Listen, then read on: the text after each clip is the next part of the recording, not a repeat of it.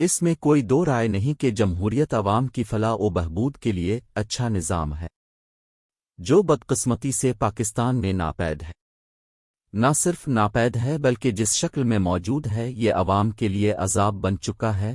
اس نام نہاد جمہوریت نے تو عوام سے جینے کا حق ہی چھین لیا ہے۔ جمہوریت اگر ہے تو صرف برطانیہ میں۔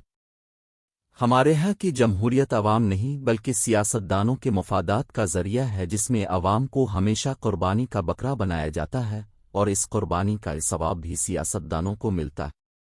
ملک میں جتنے بھی انتخابات ہوئے اور جمہوری حکومتیں آئیں، سب نے عوام کی زندگی اجیرن کرنے میں اپنا اپنا کردار ادا کیا۔ ہر حکومت نے نظام حکومت چلانے کے نام پر IMF سے قرضہ لیا اور اس کی ادائیگی کا بوجھ عوام پر ڈال کر چلتی بنی۔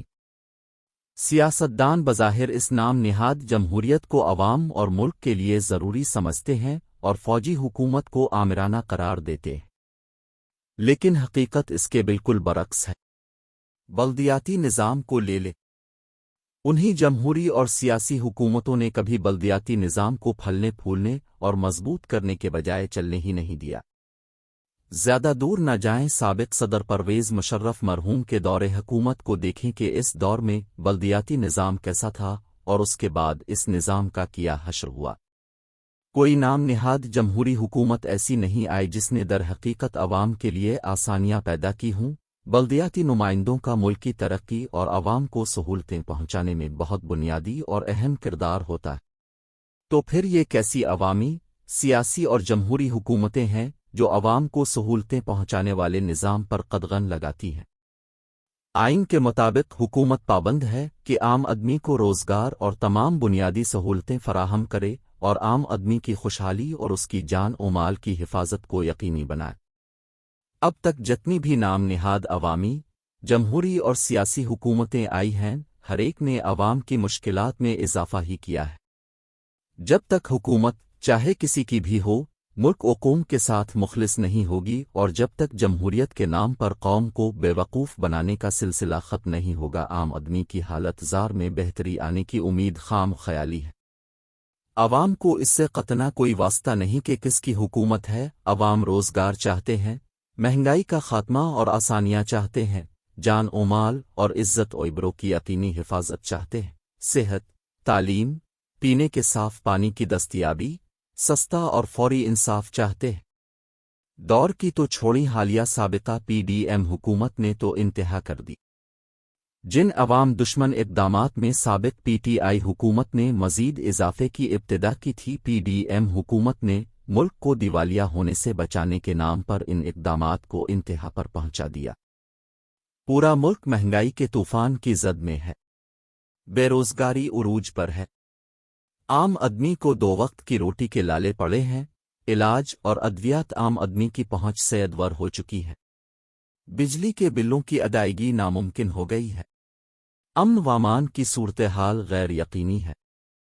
ایسے میں الیکشن کا مطالبہ کیا اس بے سرو سامانی میں مبتلا عوام کے ساتھ ایک اور مذاق نہیں۔ موجودہ نئی نویلی حکومت نے تو عید کے نتاؤ اپنی حکومت بننے کی خوشی میں عوام کو جو پہلا تحفہ دیا وہ پیٹرولیم مصنوعات میں تاریخی اضافہ ہے، جس سے بلا شک وشبہ مہنگائی میں مزید اضافہ یقینی ہے۔ ظلم کی انتہا دیکھیے کہ ایک طرف پیٹرولیم مصنوعات عوام کی پہنچ سے دور ہو گئی تو دوسری طرف ان کی قیمتوں میں اضافے کی وجہ سے روزمرہ ضروریات کی اشیاء بھی مہنگی ہو گئی۔ ریل اور پبلک ٹرانسپورٹ کے کرایوں میں الگ اضافہ ہوا، اور یہ سلسلہ یہاں نہیں رکے گا بلکہ مزید آگے جائے گا۔ مہنگائی میں کمی تو ایک خواب بن گئی ہے، دوسری طرف بجلی کے بلوں نے عوام کو حیران و پریشان کر دیا ہے۔ کہا جا رہا ہے کہ اگلے آنے والے بجلی کے بل اس سے بھی زیادہ ہو سکتے ہیں۔ $300 سے اوپر چلا گیا ہے۔ پیٹرول کو دیکھیے کہ حکومت ہر ایک لیٹر پر $72 ٹیکس اور مارجن وصول کرتی ہے، جبکہ ڈیزل کے ہر ایک لیٹر پر $60 ٹیکس اور مارجن وصول کرتی ہے۔ پیٹرول اور ڈیزل کے نرخوں میں روز افزوں اضافہ اس کے علاوہ ہے۔ سابق PDM حکومت کہتی رہی کہ انہوں نے اپنی سیاست کو دیو پر لگا کر ملک کو دیوالیہ ہونے سے بچایا اور IMF سے معاہدہ کیا، لیکن سچ تو یہ نظر آتا کہ ان کا مقصد صرف اپنے خلاف موجود کیسز کو ختم کرنا تھا۔ سعودی عرب، متحدہ عرب امارات اور چین جیسے دوست ممالک سے جو رقوم آئیں وہ آرمی چیف سید عاصم منیر کی مرہون منت ہیں، یہ ان کی کاوشوں کا نتیجہ ہے۔ سابق حکومت نے جس طرح ملک کو دیوالیہ ہونے سے بچایا، اس کا خمیازہ طواب عام آدمی بھگتے گا۔ کیا کبھی کسی سیاسی حکومت نے ملکی مصنوعات اور زرعی پیداوار پر توجہ دی ہے؟ یقیناً نہیں دی۔ یہ صحرا بھی آرمی چیف جنرل حافظ عاصم منیر کے سر ہے، جنہوں نے ملکی زراعت اور مدنیات پر خصوصی توجہ دی، اور اگر یہ سلسلہ جاری رہا تو یقینی طور پر نہ صرف ملک میں زراعت اور مدنیات کے حصول میں اضافہ ہوگا بلکہ یہ عوام کی معاشی حالت کی بہتری اور روزی میں اضافے کا باعث بننے میں سنگ میل ثابت ہوگا۔ جہاں تک موجودہ حکومت کا تعلق ہے، اس سے کیا امید اور گلہ کیا جائے، یہ بھی موجودہ نظام کی جکڑ میں جکڑی رہے گی اور سارا بوجھ عوام پر ہی ڈال جائے گی۔ اس لیے نظام کی تبدیلی ضروری ہے، اور یہی ملک کی ترقی اور عوام کی خوشحالی کی ضمانت ہے، ورنہ باقی خام خیال ہے۔